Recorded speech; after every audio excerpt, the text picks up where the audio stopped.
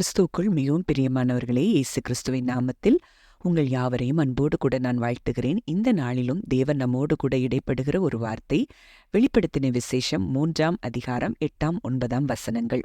உன் கிரியைகளை அறிந்திருக்கிறேன். உனக்கு கொஞ்சம் பலன் இருந்தும் நீ என் நாமத்தை மறுதலியாமல் என் வசனத்தை கை கொண்டபடியினாலே இதோ திறந்த வாசலை உனக்கு முன்பாக வைத்திருக்கிறேன். அதை ஒருவனும் பூட்டமாட்டான்.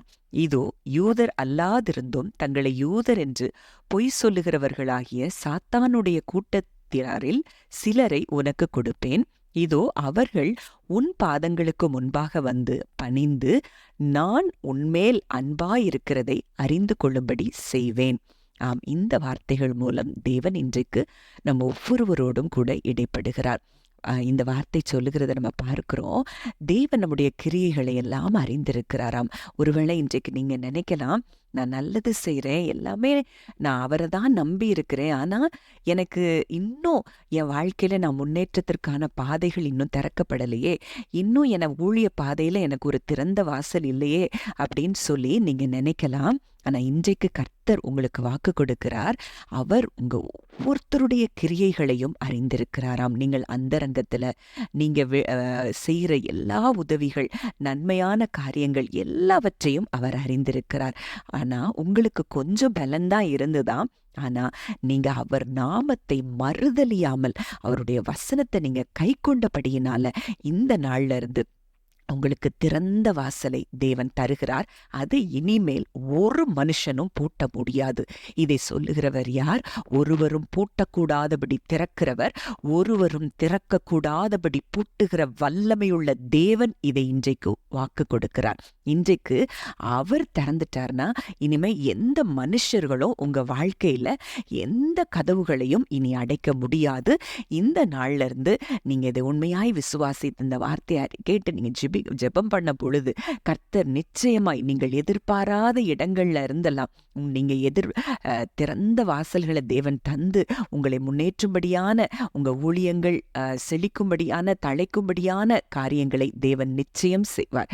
ஆத்துமாக்களை கொள்ளை பொருளாக உங்களுக்கு நிச்சயம் தருவார். அடுத்த வசனத்துல பார்க்கிறோம், யூதர் அல்லாதிருந்தோம், யூதர் என்று பொய் சொல்ற சில கூட்டங்கள், சாத்தானுடைய கூட்டத்தை நமக்கு அவர் தருவாராம். ஒருவேளை உங்க கூட அப்படிப்பட்ட மக்கள் இருக்கலாம்.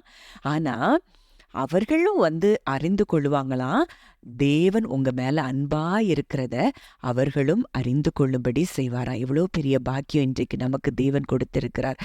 இன்றைக்கு அப்படிப்பட்ட ஸ்லாக்கியத்தை பெற்ற நம்ம இன்றைக்கு தேவன் ஒரு வாக்கு கொடுக்கிறார். மீகா 2:13 சொல்லப்பட்டிருக்கிறது, தடைகளை நீக்கி போடுகிறவர் அவர்களுக்கு முன்பாக நடந்து போகிறார். இன்றைக்கு நீங்க போற வழியெல்லாம் என்னெல்லாம் தடை இருக்குதோ அதை எல்லாத்தையும் நீக்கி போடுகிற நம்முடைய தகப்பன் சர்வ வல்லமையுள்ளவர், எல்லா தடைகளையும் உடைக்கிறவர் நமக்கு முன்பாக, ஜெய கிறிஸ்து நமக்கு முன்பாக நடந்து போகிறாராம். அவர் தடைகளை நீக்கி வாசலால் உட்பிரவேசித்து கடந்து போவார்கள். எல்லா தடைகளையும் நீங்க நீக்கி வாசல்ல உட்பிரவேசித்து அதை நீங்க கடந்து போவீங்க. அவர்கள் ராஜா அவர்களுக்கு முன்பாக போவார். கர்த்தர் அவர்கள் முன்னணியில் நடந்து போவார். இன்றைக்கு என்னென்ன தடைகள் உங்க வாழ்க்கையில பூட்டப்பட்டு இருக்கிற எல்லா தடைகளையும் உடைக்கிறவர் அவர் உங்களுக்கு முன்பாக நடந்து போகிறார்.